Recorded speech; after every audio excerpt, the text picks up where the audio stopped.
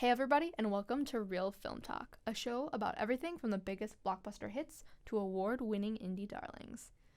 We like to look at today's films a bit more critically than your average viewer, putting my film studies degree to the test. I'm your host, Cassie Bauer, and today I am joined by Bug Kemper. All right, Bug, tell us a little bit about yourself. What do you do here? What are you studying? All right, I'm Bug. I am a film major as well as a mass comm CDM major. And I also I'm doing a minor in women's gender sexuality studies. So I've got a lot going on. Right now I do a radio show with Holly. I don't know her last name.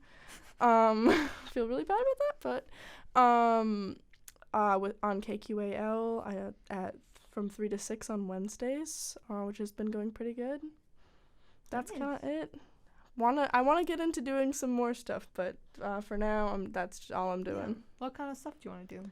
I don't know. I just want to get into more. Honestly, I feel like I don't know enough of the other like film majors on campus that go here. I wanna talk to more film majors and stuff. Want to get to know more people, get more involved, and all that. Mm-hmm. What Yeah. film classes are you taking this semester? Right now, I'm taking indie films as well Nice. as just the like intro to approaches to film. Oh, nice. Yeah. Okay. Cool. Are those both Schwartz classes? Yes, Or- they are. okay. Yeah. Nice. That's awesome. So today we are getting just a little scary on the podcast. We are going to be talking about a meta modern day slasher comedy in a unique blend of some familiar favorite films. We're talking Halloween, The Breakfast Club, and Back to the Future. Confused as to how all these movies fit together? Let me walk you through it. So, 35 years after the shocking murder of 3 teens, an infamous killer returns on Halloween night to claim a 4th victim.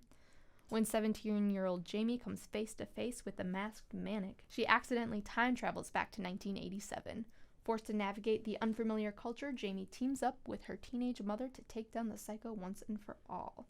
Today, we are talking about the latest slasher, Totally Killer. Bug, are you ready?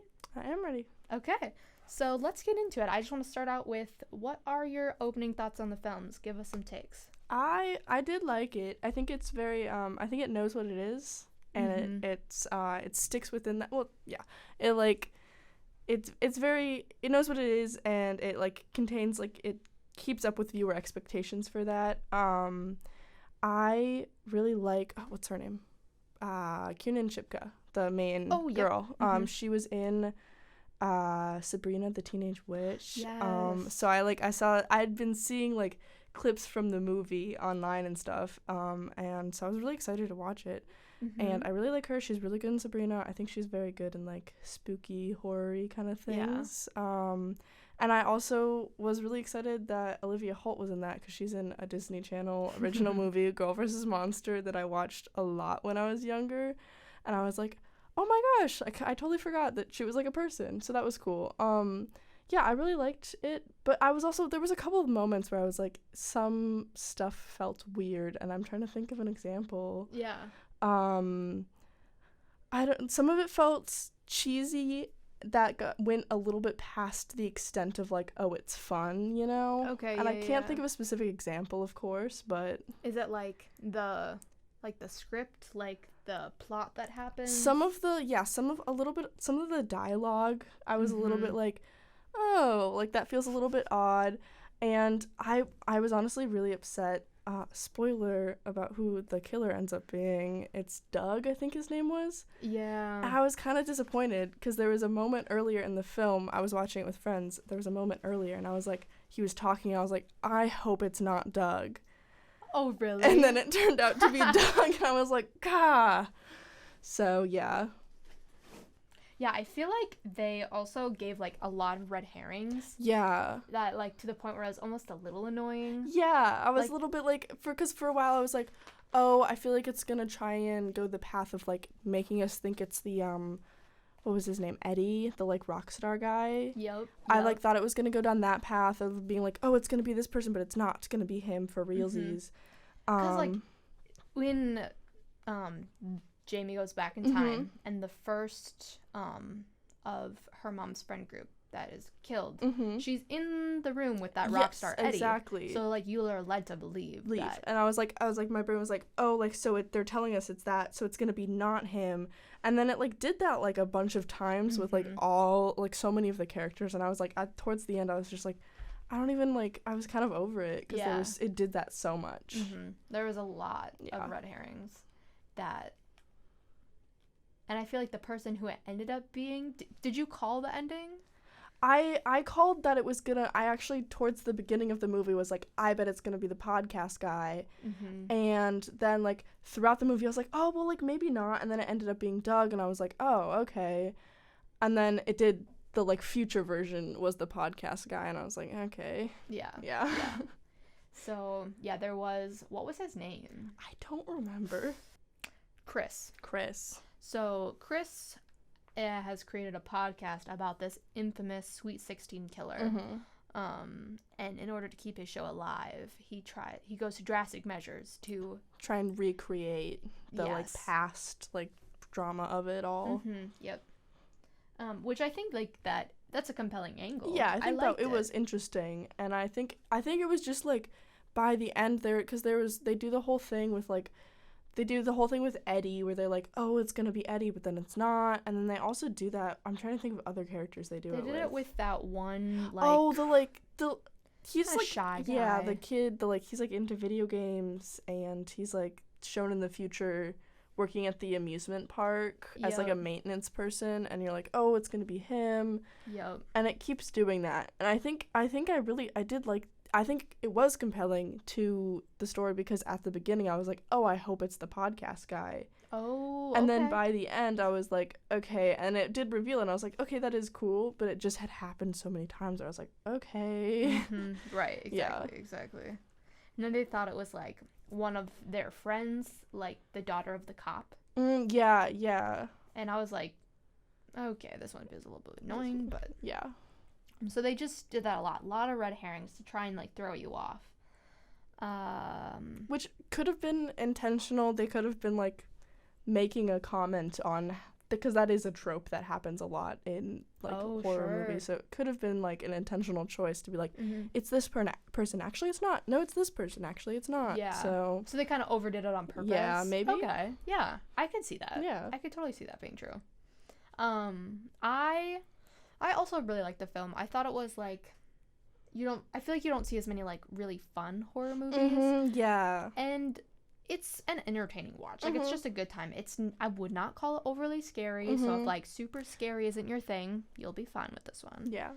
And I love anything 80s. Anything 80s is so fun. So I was just like, there was some weird, when she first time travels, there's that one like first like camera shot where it's like turning, which it looks really weird, but I want to talk about that later. Yeah, but it just, I was like, it's so fun because I'm like, I just love anything 80s. And when it goes to like the costume party and the Mollies, which is the group of like popular girls, are all dressed as different versions of Molly Ringwald, I really liked that. That was really cool. I did too. I'm going to talk about this a little bit later too, but I'm taking a John Hughes class right now. So I was like recognizing like all of the Molly Ringwald like costumes, and then even like I feel like some of the characters are almost similar to that of maybe a John Hughes movie. Yeah. But yeah, I think like having a basically all like woman-led cast, I was like, this is, I feel like, really refreshing. It was. And like, I don't know, it was just nice to see like Jamie on screen. Like, she is confident and she is like, she's smart too. I feel like a lot of horror movie characters, like, it's like you make fun of them, like they always make the wrong choice. Yeah, they go into the scary basement, they do things that it's like, okay, clearly this is where something bad's gonna happen, whereas Jamie is like, no, we're not gonna go to a house in the middle of the woods. Yeah, she uses common sense, which is very refreshing. Yeah. And I mean, like, her friends are really fun when she hangs out with the mom of her like present day friend in Yeah. the past. Yeah. That was really cute. That was really cool. And I liked the ending where like she's like, oh, here's the little notebook of everything that changes, and they have this like kind of like friendship now. Yeah. I thought that was really cute. Yeah.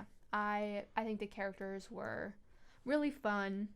Even if like some of the 80s characters are a little bit one-note stereotypes. Yeah, that is true, yeah. But I think it's definitely with intention. Yeah, and I think also on the note of having like a mostly female-led cast, it's very refreshing. I feel like it's so common in horror movies for women to be overly sexualized. Yeah. And that kind of just be like a trope. I feel like there's a lot of like weird like allusions to like sexual assault and like all that, and so it's really refreshing to see just like we're not gonna do that. We're just gonna like have like these girls be like living in. It also like shows the reality of like, not the reality, but like kind of goes more into like, oh my gosh, these are like scared teenagers. Yeah. And yeah, I thought that was cool. Yeah, they're just like girls just trying to make it through life. Exactly. Yeah, I agree. I also thought there was kind of a strong focus, and I'm trying to think of like other time travel movies that may have done this, where there's like a focus on cultural differences between the 80s and the present day. Yeah. Because she was like, she goes back in time and like the school is named like Redskins there's something. like the racist mascot. Yeah. So she's like, oh, there's the racism. Yeah. So it's like, it's interesting to see a film like call direct attention to those differences. Yeah. Yeah, that was really interesting. Yeah, there's so many moments where they have the character she's not, the character isn't in the movie, but she's talked about that they call her like Fat Trish. Yeah. And then the main character Jamie is like, you guys can't say that. Yeah. Yeah. So just like calling attention to that, because I do feel like a lot of like movies that deal with time travel just like find ways to like ignore it or push it to the side and just like it's there but it's not really addressed, or like they find some way to like move around it instead of just like saying it head on, or they make it like almost like the butt of a joke. Yeah. Where it's like I'm trying to think of like Back to the Future specifically, because they reference that in this movie.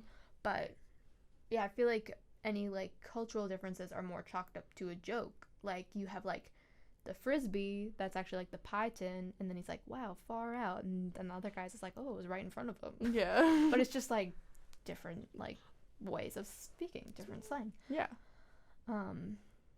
But this film was like, wait a minute, there was some problems in the 80s. Yeah. The 80s were not perfect. As fun as they were and as fun as the aesthetic is, not everything was perfect. Exactly, yeah. So now I kind of want to, I feel like we did a nice little general opinions about the movie. What is your take on like the horror slasher genre? Like how many, like what films have you seen from that? What do you make of specifically slasher films? I am not super knowledgeable on slasher films. I think I don't watch a ton of horror, and I think slasher is like the like subsect of horror that I've seen the least of. I actually can't think of anything off the top of my head that I've seen. Scream? I haven't seen any of the Scream, which I've been meaning to watch the Scream. Okay. That's I need to get on that. That's my problem. Have you seen Psycho? I haven't. No? What I have seen though is the I have seen Scary Movie, which is like the like the parody version of the like those kinds of. So I've seen the parody, but I haven't seen like the originals and stuff like that. That's really funny, because then I feel like you get almost like a broad history of it, because Scary Movie like makes so many references to like to Scream, to Halloween, to I Know What You Did Last Summer, to I don't know, Psycho probably too. I just watched Scary Movie not that long ago, but yeah, I feel like I've more recently gotten into horror. My mom is a huge horror fan, and especially this time of year, there's always some scary movie, whether it's creepy, gory, spooky. She loves it all. So yeah, some like examples that I mentioned, Psycho I feel like is a really early iteration. Any fellow film majors have probably seen it. I feel like it's required in a lot of film classes. If you haven't seen it though, it's great. I do recommend. Halloween, you know, classic Jamie Lee Curtis, the original, the OG Scream Queen. and then Scream, which I feel like, and Scary Movie too, for that matter. I feel like they all kind of offer like commentary on previous iterations of the genre, because tropes are being developed and conventions are being developed. Yeah. So then they all like kind of play a part and contribute to those genres. I feel like Scream especially, and also Scary Movie, they're postmodern entries into the genre that are like super self-referential and like call attention to the films that came before it. Like in Scream, you said you haven't seen it, but there's a scene where they like explain the rules of a horror movie and like how to survive. Yeah. I feel like Totally Killer does something super similar by not only referencing horror films, but also referencing lots of films of the 80s and 90s. I feel like it's almost kind of like a field day for film nerds. Because you can be like, that's that thing that they're doing. Yeah. Yeah. So it's super just indebted to the generic conventions of horror and the legacy of slasher films.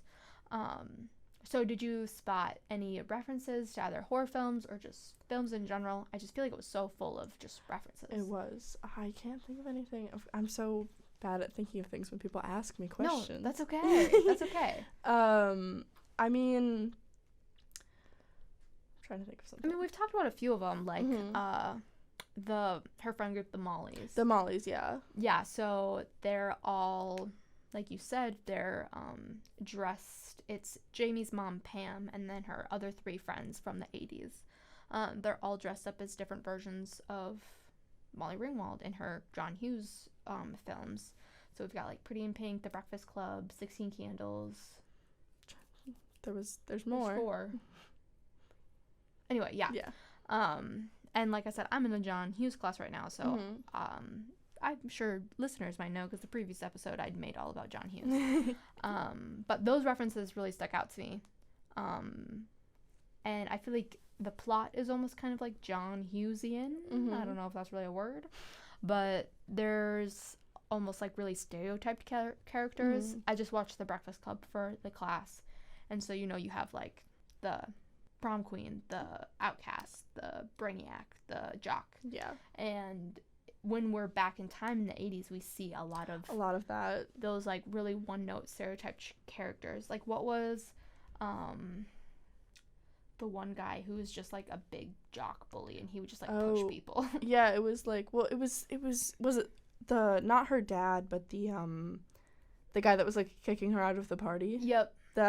He's like he grows up to be the like the superintendent of the school or the principal of the school. Yeah, Randy sounds right. Yeah. Yeah. Pam, Jamie's mom, and all of her friends are just like the preppy mean girls. Yeah. And I feel like it does though I'm not super familiar with like a lot of like horror stuff, there's always like the mean girl trope, and I feel like it does something very interesting with that. Go talk about that. What's I don't know. I mean, I think they have the group of mean girls, which you like. It's not just in horror; it's in a lot of like film. Yeah. And there's a whole movie called Mean Girls. Yes. But then they play on like Jamie's mom, Pam, is like there's the whole thing with they get the girl drunk and then she goes and drives home, and Jamie's like, oh, like how could you do that? And she's like, well, I wasn't there, like that wasn't me. And then also I think it kind of plays on the viewers like expectations of, I think a lot of horror movies use like the mean girl stereotype to kind of play on a lot of people's like internalized misogyny, and they often are like the mean girl gets killed and then the like quote unquote like nice girl survives, and she's like, or like she's the final girl or stuff like that, or like the mean girl learns her lesson or something like that. So kind of just like being like, Pam gets to live and she's like not a mean girl, and then like they betray her as a mean girl and then they change her and they're like, no, she's just like a girl. And I think that is really interesting. Like yeah, I mean there is like, and like Scream makes fun of it, if you have sex in a horror movie, like you're not gonna live till the end. The pretty like virgins can live because they are pure moral, and whatever, however you want to make of that. But I think this film kind of like turns that on its head like a little bit, Because I mean, it depends on who we want to call the final girl. Would you call the final girl Yeah, Jamie? Would you call it Pam? I think that is interesting because you kind of have to like know from the, I guess you don't fully know, but it's kind of, you can assume that Jamie's not gonna die. She's gonna get to go back to the future. Yeah. But she's gonna get to go back to like her present, and so there's that. So you're like, oh, but then is the mom gonna die in the past, and like what's gonna happen? And there is kind of two final girls, which is interesting. Yeah. I like a movie that'll like, it's aware of the conventions of the genre that it takes place in, because you know it has like the murder spree, the masked killer, the kind of stereotyped characters, but then it also like takes time to break out of those conventions too, by doing something like having Jamie be kind of like the hero in this, or having her and her mom kind of be these two final girls that you know are gonna make it out in the end, or you hope. Yeah, and you also get to see them like you get to see Jamie being like not, I feel a lot of times in horror there's women are not portrayed as very strong. Yeah. And you get to see Jamie be a badass. Yeah. You get to see her like know how to fight. She knows like self-defense. And I also really like that she has like her rape whistle on her, and the she's like mace and pepper spray, and like that's called attention to. I think that's really cool. Yeah. And I made a note in the beginning of the film when the killer comes to Jamie and her family's house and is trying to kill her mom, Pam. Yeah. Like, Pam fights back. Like, she puts up a really good fight. She, like, I was, like, she, like, pulls out the gun, and I was, like, watching it with friends, and we're like, yeah, beat his ass. Because it's, like, they never do that in horror movies. Yeah, you don't get that moment, and you don't get that moment of, like, catharsis where you're like, yeah, like, get him, like, beat him up, and, like, yeah, that was really cool to see. Because she doesn't hesitate. She calls 911 right away. Yeah. She takes out a gun. Like, she doesn't waste time. Yeah. And she's, like, even when she doesn't have the gun, and she's, like, she does end up getting killed, but she, like, puts up a really good fight, and she's, like, honestly, like, beating him for a while, which is really cool. And, she stabs him first. Yeah. So, I was like, see, like, people can be smart in horror movies. Yeah. Yeah.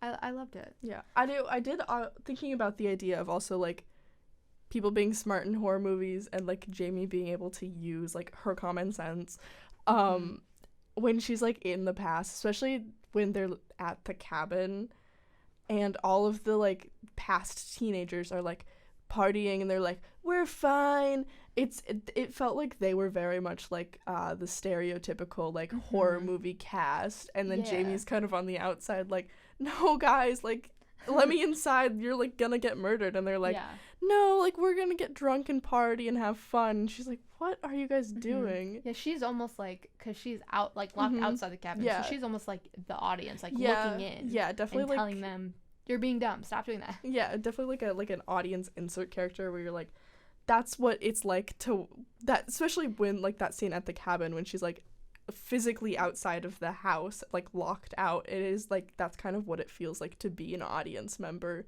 watching anything horror. You're like, oh my god, why are you doing that? Yeah, like, quit being dumb. Stop.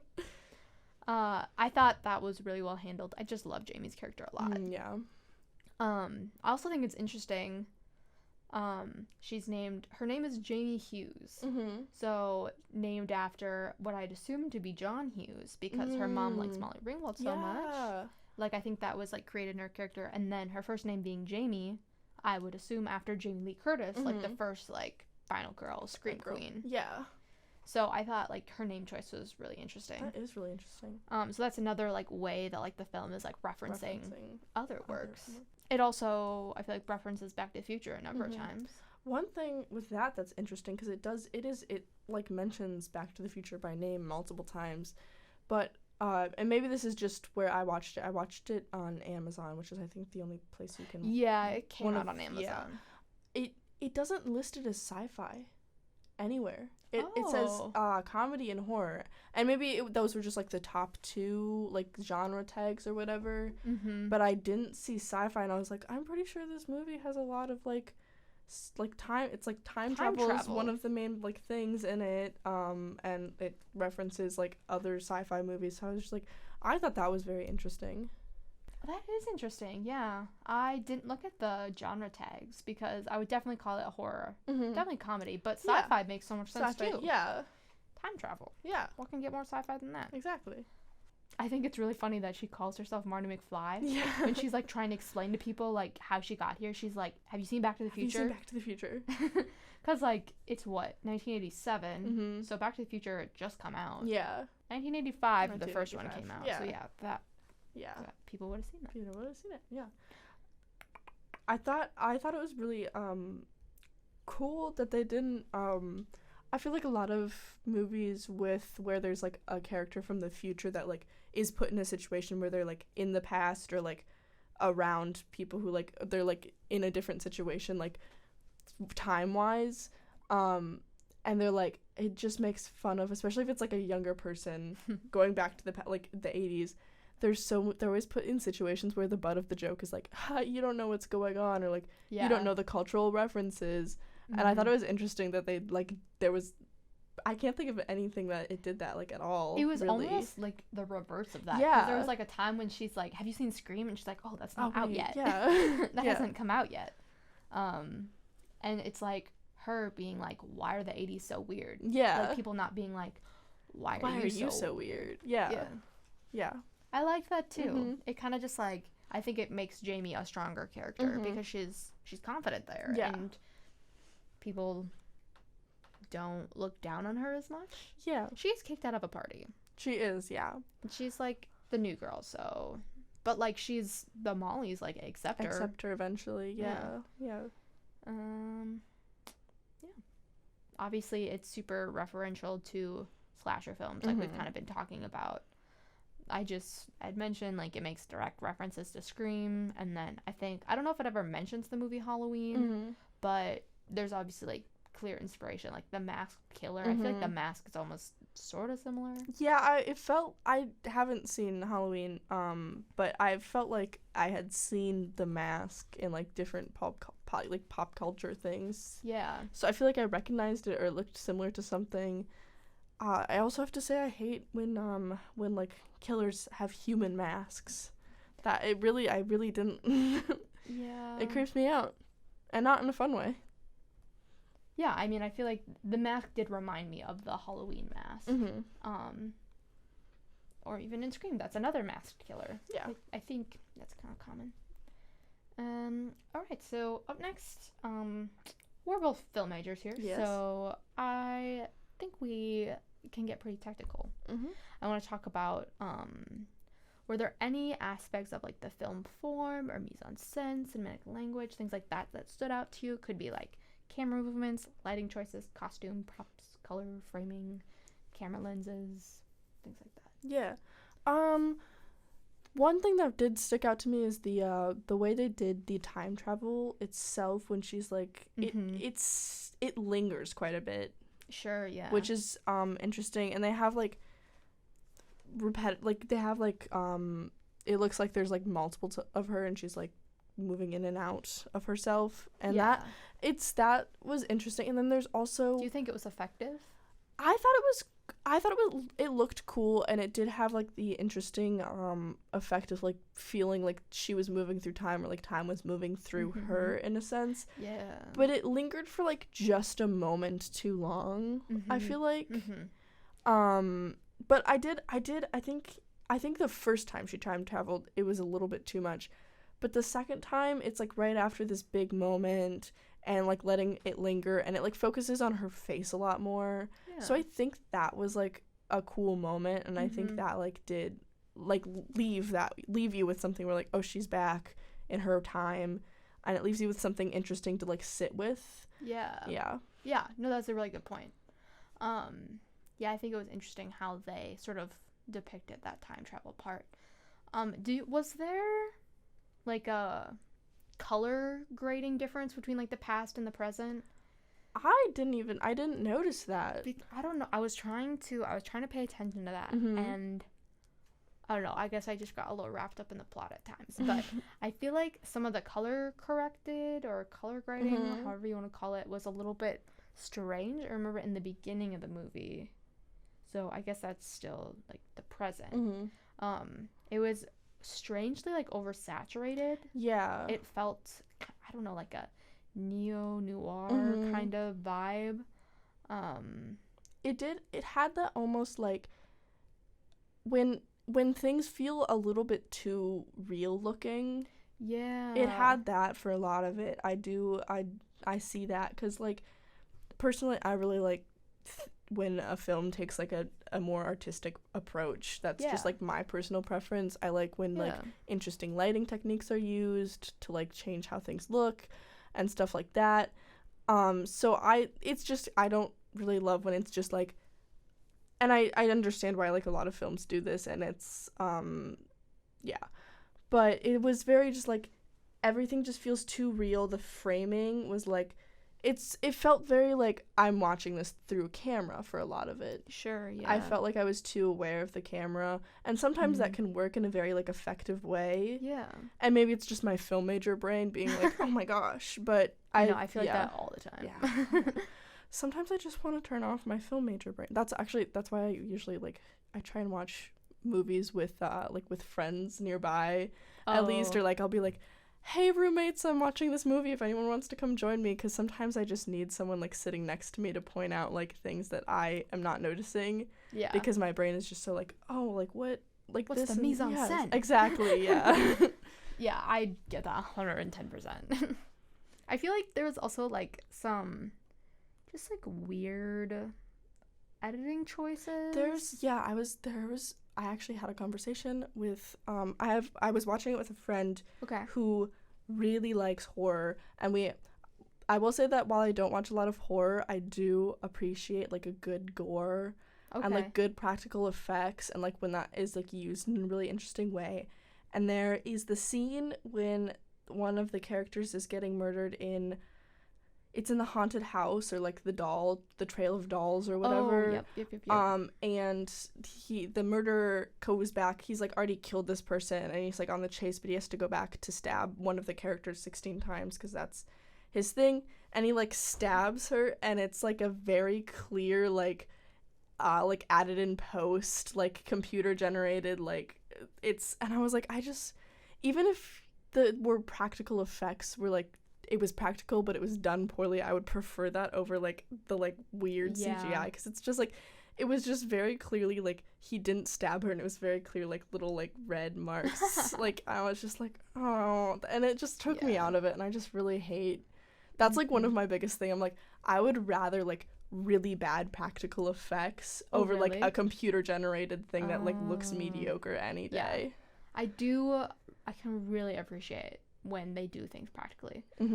There's just such like a charm to it, like you know, like it was handmade. Exactly. Yeah. There was also some like, I don't know if it was some weird like ADR stuff, but it was like parts where like dialogue was not matching the mouths. Yeah. I was like, ooh, that just looks real bad. Yeah. Which, I mean, I know making a movie is very hard. There's a lot that goes into it. Sometimes you don't even notice that something's wrong until way after you could have gone back to like reshoot it or re-get the dialogue. And so like sometimes that is your only option. But there was like moments where it's like very like, oh, that just took me out of this. Like, And then, like you mentioned earlier, that like weird lens thing. Yeah, I was like trying to figure out what was going on there. I was thinking it was maybe like one of those like 3D cameras. Oh, yeah. Because that's like because I haven't seen that used in a movie ever, but I've seen it in like YouTubers will use that when they're trying to get like a full like circle of something. But it was really weird, and it hurt my eyes. Yeah, I genuinely thought something was wrong with my TV. Yeah, I was like, wait a minute, why does it look like that? What's happening? So I was very like, and then it just goes back to normal, and it's not. I think if it was used in a way where I was like trying to figure out if it was like supposed to like mean something, if it was like, oh, she's like disoriented, like she's just arrived in the past, but it just was so weird. It was too jarring. Yeah.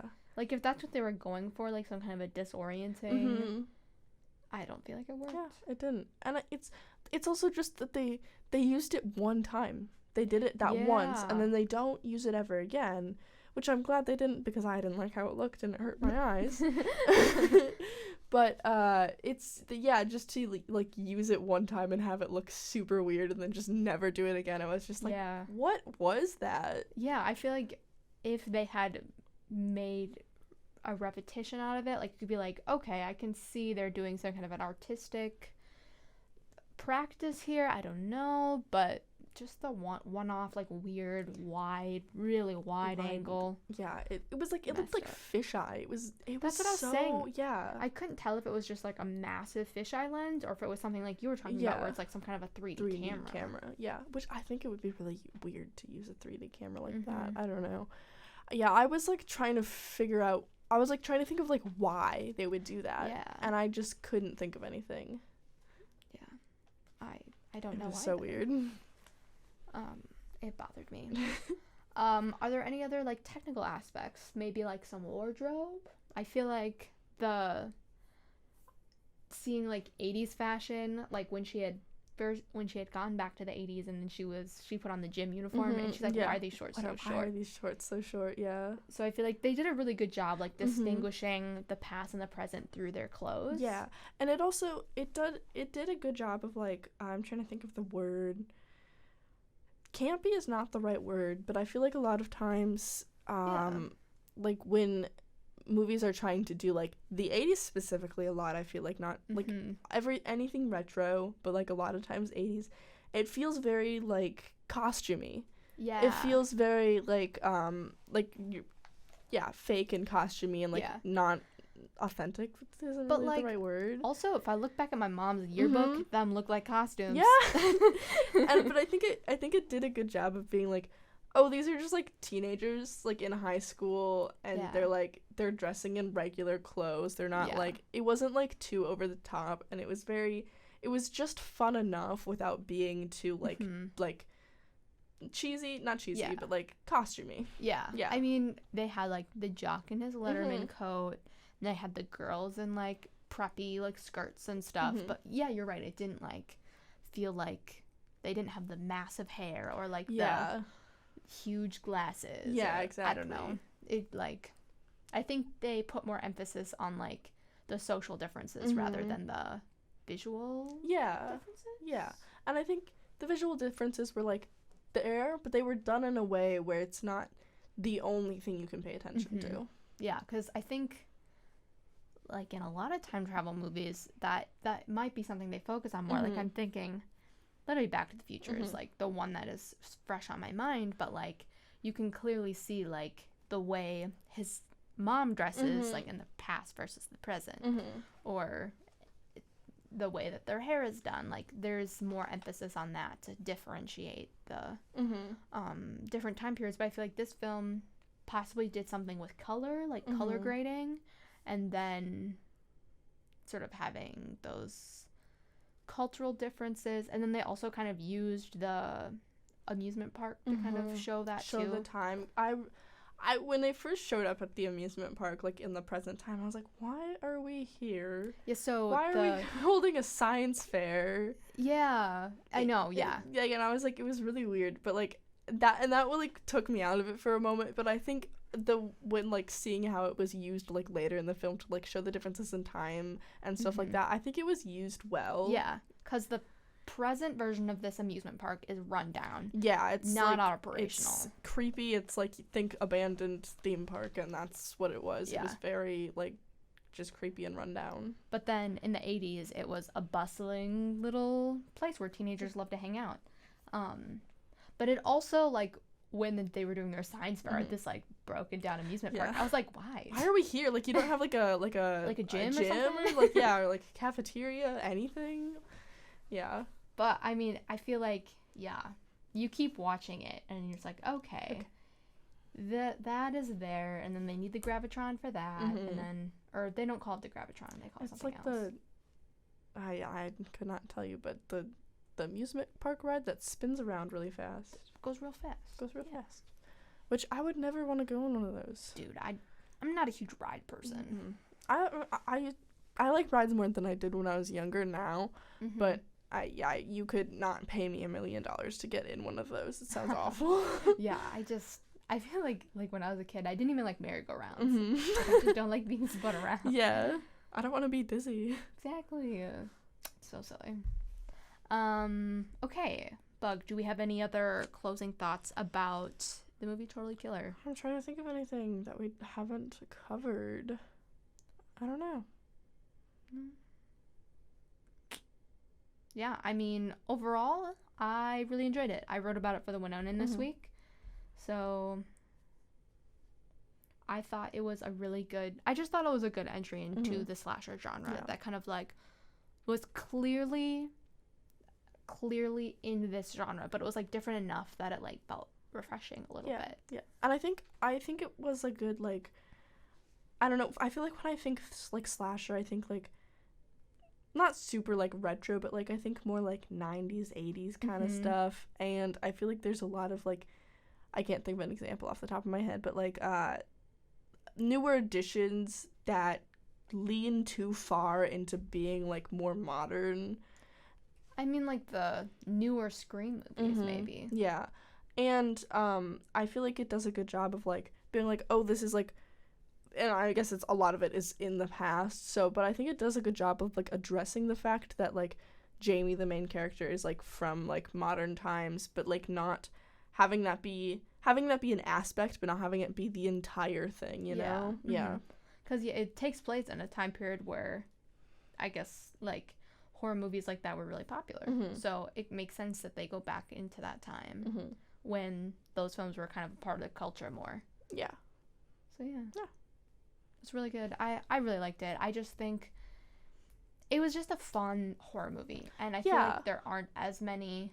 That's like probably like one of my favorite genres. Yeah. I don't know.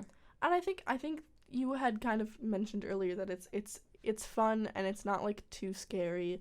And I do like that it like addresses some like social issues and stuff, but sometimes like horror gets, and I think it is cool and effective when horror does this, but and like where it goes into like social issues and like gets like really into your like deepest fears of things that are just like really like, I don't even want to think about that. That's like genuinely terrifying. But this is like, I mean, being murdered is terrifying, but it's still, somehow it's not. It does it in a fun way where you're like, I'm not thinking about all the bad things in the world right now. I'm just having fun like watching this. And I think it does a really good job of like just keeping you scared and like thinking about horror, but also like having a fun time with it. Yeah, I called the review that I wrote like finally a fun horror movie. So it was just nice. It was a really fun watch. I recommend watching it with friends. It's a really good time. So my last question for you is, what's your favorite scary movie? My favorite scary movie. Well, this is going to be very off track from where we've been this entire conversation. But I really like Midsommar. That's good. I just love like a good psychological horror. Of course, I just got done talking about how I really liked that Totally Killer didn't get into kind of that stuff, but I do think it's really cool when a movie can do that. Yeah. I also just watched for one of my film classes that I'm taking. Don't know which one off the top of my head. I just watched Get Out, which was really good. I really liked it. So that one is kind of, I also really liked that one. But I think Midsommar, or some people say Midsommar. I think it's Midsommar. Yeah. But I think it's just, I just really like it, and it just like, I like the way it gets into like those deep themes and like takes those like like deep-seated ideas of like and just like things that we are uncomfortable with, and like takes that and like uses it to scare you. I just really like that. I remember watching that movie for the first time, and I'll never forget it. Yeah. It sticks with you. Yeah. Have you seen other Jordan Peele movies? Do you really like Get Out? Have you seen Us or Nope? I've seen Nope, and I really, really, really like Nope. I love Nope. It's really I'm a big sci-fi person. Nice. I just love the like twist of like what you think an alien is, and like how it takes that, and just like it's such a cool movie. That was the first like Jordan Peele movie that I had seen was Nope. You should watch Us next. I really want to. Super good. Yeah. I had to watch it in film theory. So if you take film theory with Wood, All right, well, Bug, thank you so much for coming on my show. I really appreciate you having you here. Yep, thank you for having me. Yeah. Where can people find you? Is there anything you want to plug? I mean, if you want to listen to my radio show, 3 to 6, KQAL, 89.5. And that's really it for right now. Nice. I love it. All right, well, you can find me on Letterboxd. Do you have a Letterboxd, Bug? I do, actually. I don't know what it is off the top of my head. I can actually plug my Letterboxd. I just have to find it. Goodness, I love Letterboxd so much. It's so fun. I love reading the reviews. Some of them are like, it's so fun because you can read like a really like genuinely like super insightful review that has like such like interesting things to say, and then right below it, it's like a really funny review. Yeah, just like one line. Yeah. Like, yeah. The most random fact from the movie that they liked. I love that. Okay. Where is my name? I've forced a bunch of my film major friends to get Letterboxd, so I'm so happy you have it. Yes. I my coworkers over the summer had it, and we would all like we watched like all of the M. Night Shyamalan movies, or like a bunch of them, and so we would all just like review them. Okay, I have it. So my letterbox is Buggy Boo. Buggy spelled Buggie, and then Boo spelled B00. Cute. Oh. I love it. Very adorable. My